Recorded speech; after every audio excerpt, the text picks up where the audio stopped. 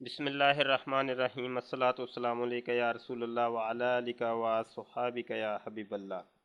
कंजुल ईमान research institute के ज़ेर एहतमाम 4 साला दरस निज़ामी कोर्स हो रहा है, जिसके फर्स्ट सेमेस्टर में हम बुखारी शरीयत के पहले हिस्सा को पढ़ रहे हैं और अकायदे मुतलका नबूवत हमारे ज़ेर मुताला हैं। आज हम 47 नंबर अकीदा पढ़ेंगे। हजूर अक़दस सल्लल्लाहु अलैहि वसल्लम की ताज़ीम यानी एतक़ाद अज़मत जुज़े ईमान और रुकन ईमान है, और फ़ेल तज़ीम बाद ईमान हर फ़र्ज से मुक़द्दम है। फरमाते हैं कि नबी पाक सल्लल्लाहु अलैहि वसल्लम की ताज़ीम करना और ये एतक़ाद रखना ये ईमान का एक रुकन है, ईमान का एक जुज़ है। और नबी पाक सल्लल्लाहु अलैहि वसल्लम की ताज़ीम करना, फ़ेल ताज़ीम से मुराद यह कि ताज़ीम करना ये ईमान के बाद सबसे पहला फ़र्ज यही है, यानी हर फ़र्ज से भी मुकद्दम है। ये जो नमाज रोज़े फ़र्ज हैं, हज भी फ़र्ज है, तो इससे भी बढ़कर ये है कि नबी मोहतरम सल्लल्लाहु अलैहि वसल्लम की ताज़ीम बजा लाई जाए। जो तज़ीम बजा नहीं लाता उसका कोई ईमान नहीं, उसका कोई रोज़ा नमाज हज ज़कात कुछ भी नहीं, सब अकारत गए। जितनी नमाजें भी पढ़ेगा सब कुछ गई। शैतान ने कोई कम ही बातें नहीं की थी, सिर्फ उसने एक नबी की ताज़ीम नहीं की तो उसकी सब इबादतें जो है ना वो अकारत गई।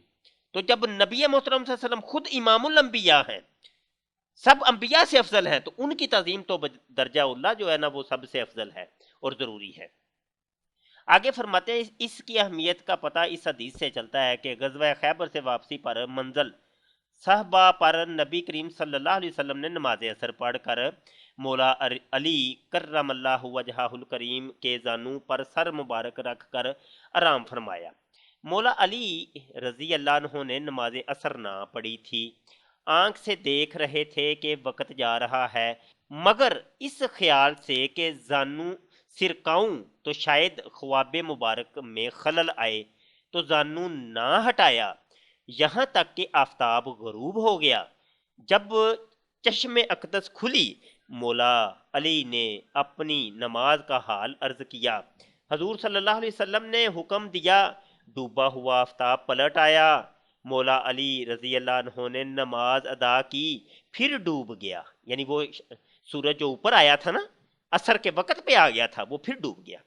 इससे साबित हुआ कि अफजलुल इबादात नमाज, और वो भी सलाते वुस्ता यानी नमाज असर मौला अली ने हजूर पाक सल्लल्लाहु अलैहि वसल्लम की नींद पर कुर्बान कर दी कि इबादतें भी हमें हजूर सल्लल्लाहु अलैहि वसल्लम ही के सदक़े में मिली।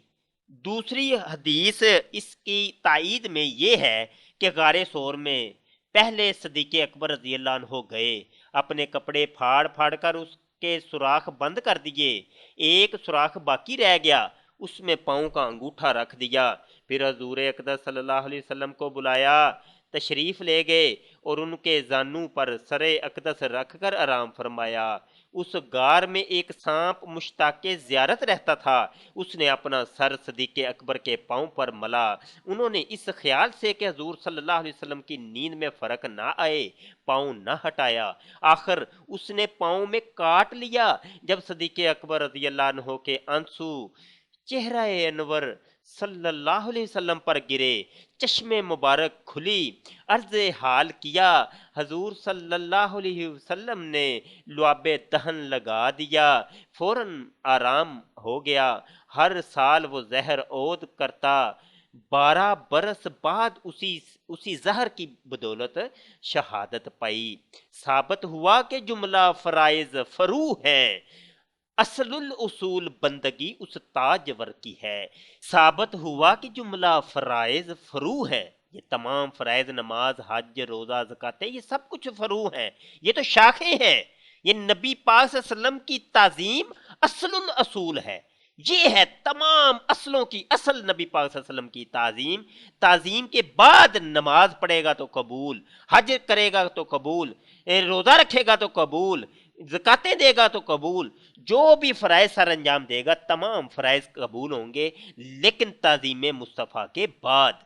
अगर कोई बंदा ताज़ीम मुस्तफ़ा नहीं करता, नमाज पढ़ पढ़ के उसने अपना माथा स्याह कर दिया है, कुछ भी हो गया है लेकिन उसकी कोई इबादत कबूल नहीं, कोई नमाज कबूल नहीं, वो कुछ भी करता है, जितने सदके खैरातें करते हैं सब अकारत की। अकीदा नंबर 48 है हजूर सल्लल्लाहु अलैहि वसल्लम की ताज़ीम व तौकीर।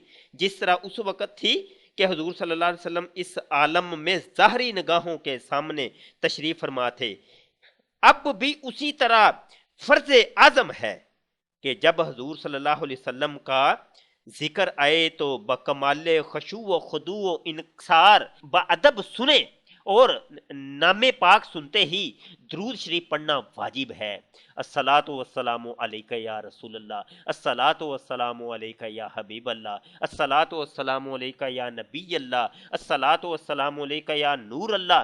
दरूद पढ़ना, मेरे आका करीम सल्लल्लाहु अलैहि वसल्लम का नाम सुन के, नाम अक़दस सुन के फौरन दरूद पाक पढ़ना और झूम झूम के पढ़ना, ये ज़रूरी है और ये आशिकों की अलामत है।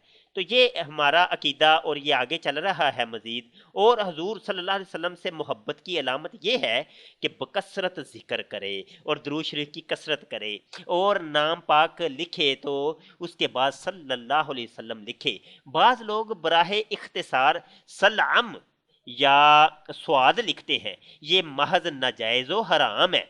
ये आजकल कई लोग ऐसे हैं कि जो सलाम लिखते हैं, उमूमी तौर पे मरज़ई जो है ना कादियानी, बल्कि ये इजाद, जहाँ तक मेरी तहकीक है, ये इजाद जो है ना सलाम, ये मिर्ज़े कादियानी ने ही किया था। बाद रिवायतों में आता है कि ये सलाम पहले से इजाद हो चुका था, और जिसने ये सलाम का ये लफ्ज़ इजाद किया था तो उसका हाथ ही छल हो गया था। लेकिन मैंने जहाँ तक मुताला किया है, हमने भी बड़ी किताबें पढ़ी हैं, लेकिन मिर्ज़े कादियानी की किताबों के अंदर ये लफ्ज़ ज़्यादातर मिलता है। तो बहरहाल जी, सलाम या स्वाद नहीं लिखना चाहिए, बिल्कुल नहीं। हम इतनी इतनी बड़ी सफ़ात काले कर देते हैं, स्याह कर देते हैं, लेकिन जब सल्लल्लाहु अलैहि वसल्लम लिखने की बारी आती है तो इतनी हम कंजूसी से काम लेते हैं कि भाई वो पूरा दरूद भी नहीं लिखते और स्वाद लिख के जो है ना वो जान छुड़ाते हैं। तो ये लिखना हराम और नाजायज़ है।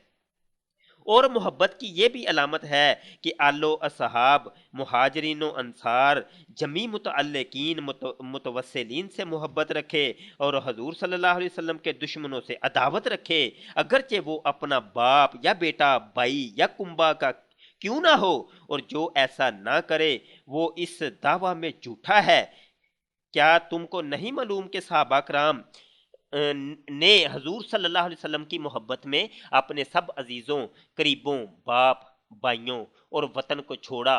और ये कैसे हो सकता है कि हजूर सल्लल्लाहु अलैहि वसल्लम कि अल्लाह और रसूल अज़्ज़ा व जल व सल्लल्लाहु अलैहि वसल्लम से भी मोहब्बत हो और उनके दुश्मनों से भी उल्फत, एक को इख्तियार कर के ज़िद्दैन जमा नहीं हो सकती, सफ़ेद और स्याह जमा नहीं हो सकते, पानी और आग जमा कभी भी नहीं हो सकते। ये नहीं हो सकता कि अंधेरा भी वहीं रहे और उजाला भी वहीं रहे। तो ये ज़िद्दें हैं, दो ज़िद्दें कभी भी जमा नहीं हो सकते। या तो मोहब्बत मुस्तफ़ा होनी चाहिए, या जो है नबी के जो दुश्मन है वो होने चाहिए। ये भी नहीं हो सकता कि नबी के दुश्मनों से भी मोहब्बत और नबी पाक से भी मोहब्बत, ऐसा कभी नहीं हो सकता। चाहे जन्नत की राह चल या जहन्नम को जा, नीज अलामत मोहब्बत ये है कि शान अक़दस में जो अल्फाज इस्तेमाल किए जाएं अदब में डूबे हुए हों। कोई ऐसा लफ्ज़ जिसमें कम ताज़ीमी की बू भी हो कभी ज़ुबान पर ना लाए कि अगर हजूर सल्लल्लाहु अलैहि वसल्लम को पुकारे तो नामे पाक के साथ नदा ना करे कि ये जायज़ नहीं, बल्कि यूं कहे या नबी अल्लाह, या रसूल अल्लाह, या हबीब अल्लाह। कई लोग कहते हैं या मोहम्मद, तो ये नहीं कहना चाहिए, बल्कि लिखना चाहिए या मोहम्मद, या नबी अल्लाह, या रसूल अल्लाह, या हबीब अल्लाह सल्लल्लाहु अलैहि वसल्लम।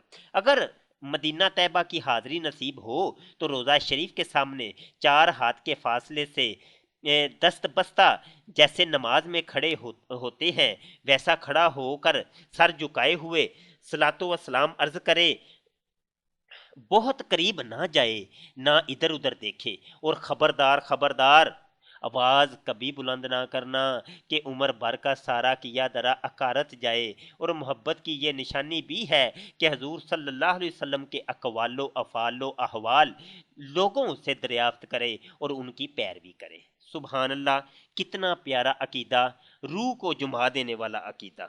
बस इस अकीदे से ये ज़ाहिर हुआ कि माँ बाप बच्चे जो कुछ भी हमारी आल औलाद है, ہمارے دوست احباب ہیں، ہماری مال و دولت ہے، ہر چیز، پوری کائنات کی ہر چیز سے افضل ہم نے نبی پاک صلی اللہ علیہ وسلم کو سمجھنا ہے اور ان سے محبت کرنی ہے، ہر چیز سے زیادہ ان سے محبت کرنی ہے۔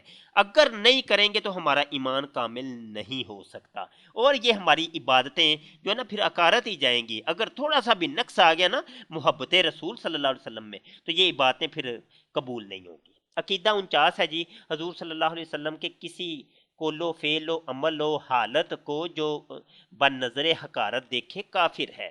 کوئی یہ کہے معاذ اللہ کہ نبی کا امامہ ایسے تھا جی، نبی کی داڑھی ایسے تھی، معاذ اللہ استغفر اللہ، نبی صلی اللہ علیہ وسلم کے کپڑوں کے اوپر کوئی نقص نکالے، نبی پاک صلی اللہ علیہ وسلم کے نالین مبارک پر نقص نکالے، نبی پاک صلی اللہ علیہ وسلم کی آواز مبارک کے اوپر کوئی نقص نکالے، نبی پاک صلی اللہ علیہ وسلم کے کسی فعل کے اوپر کوئی نقص نکالے، یا کوئی تھوڑی سی نظر حقارت سے بھی دیکھے تو بالکل کافر ہو گیا، سرے سے کافر ہو گیا، مردود ہو گیا وہ۔ 50 نمبر ہے جی، حضور اقدس صلی اللہ علیہ وسلم اللہ عز و جل کے نائب مطلق ہے، یعنی اللہ کے نائب ہیں، خلیفہ ہیں، خلیفۃ اللہ ہے آقا کریم صلی اللہ علیہ وسلم۔ تمام جہان حضور صلی اللہ علیہ وسلم کے تحت تصرف کر دیا گیا، مطلب یہ کہ تمام جہان نبی پاک صلی اللہ علیہ وسلم کے تصرف میں دے دیا گیا۔ میرے آقا کریم صلی اللہ علیہ وسلم اللہ کے حکم سے جس چیز کو جیسا چاہیں ویسا کر دیں، اللہ کے حکم اور اللہ کی دی ہوئی طاقت سے جو چاہیں کریں، جسے جو چاہیں دیں، جس سے جو چاہیں واپس لیں۔ تمام جہان میں ان کے حکم کا پھیرنے والا کوئی نہیں، تمام جہان ان کا محکوم ہے، اور وہ اپنے رب کے سوا کسی کے محکوم نہیں، اور تمام آدمیوں کے مالک ہیں۔ جو انہیں اپنا مالک نہ جانے، حلاوت سنت سے محروم رہے۔ تمام زمین ان کی ملک ہے، تمام جنت ان کی جگیر ہے۔ ملکوت السماوات والارض حضور صلی اللہ علیہ وسلم کے زیر فرمان، جنت و نار کی کنجیاں دست اقدس میں دے دی گئیں، رزق و خیر اور ہر قسم کی عطائیں حضور صلی اللہ علیہ وسلم ہی کے دربار سے تقسیم ہوتی ہیں۔ دنیا و آخرت حضور صلی اللہ علیہ وسلم کی عطا کا ایک حصہ ہے۔ احکام تشریعیہ حضور صلی اللہ علیہ وسلم کے قبضہ میں کر دیے گئے کہ جس پر جو چاہیں حرام فرما دیں اور جس کے لیے جو چاہیں حلال کر دیں، اور جو فرض چاہیں معاف فرما دیں۔ تو اس عقیدہ سے ہمیں یہ پتہ چلا کہ نبی پاک صلی اللہ علیہ وسلم کو اللہ تعالیٰ نے تصرف دیا، اللہ تعالیٰ نے ان کو اجازت دی، جس کو چاہے جو چیز عطا کر دیں، جس کو چاہے جو چیز نعمت عطا کر دیں، جس کو چاہے جنت عطا کر دیں، جس کو چاہے جہنم میں داخل کر دیں، جس کو چاہے اس کو جو ہے جو چیز عطا کر دیں، اور یہ سب کچھ اللہ کی عطا سے ہو رہا ہے، نہ کہ نبی پاک صلی اللہ علیہ وسلم ذاتی طور پہ۔ اگر کسی نے یہ کہہ دیا کہ مجھے نبی پاک صلی اللہ علیہ وسلم نے ذاتی طور پہ مجھے یہ چیز عطا کی ہے، یہ مجھ پر جو کرم ہوا ہے یہ نبی پاک صلی اللہ علیہ وسلم نے ذاتی طور پہ کیا ہے، تو وہ تو بندہ کافر ہو گیا۔ لیکن اگر اس نے یہ کہا، اس کی یہ عقیدہ تھا کہ اللہ کی عطا سے نبی پاک صلی اللہ علیہ وسلم نے میری یہ اس مشکل کو حل کر دیا، اللہ کی عطا سے نبی پاک صلی اللہ علیہ وسلم نے مجھ پر کرم فرمایا، یہ عقیدہ اگر وہ رکھتا ہے تو انشاءاللہ تعالیٰ یہ عقیدہ ایمان کی اصل ہے اور ایمان کی جان ہے۔ آج کا یہ ہمارا سبق ہوا کلیئر، اور انشاءاللہ نئے سبق کے ساتھ پھر آپ کی خدمت میں حاضر ہوں گے۔ کنز ایمان ریسرچ انسٹیٹیوٹ میں آپ خود بھی داخلہ لیں اور اپنے دیگر دوستوں کو بھی داخلہ لے کے دیں، اور ہمارے دیگر سمسٹر بھی آگے چلیں گے انشاءاللہ۔ 4 سال کا یہ شارٹ کورس ہے درس نظامی کا، اس میں ابھی تو ہم ابتدائی کتب پڑھ رہے ہیں، انشاءاللہ آگے جا کے بڑی کتابیں ہوں گی، تو آپ خود بھی داخل ہوں اور اپنے دوستوں کو بھی داخل لے کے دیں۔ بہت شکریہ جی، السلام علیکم ورحمۃ اللہ وبرکاتہ۔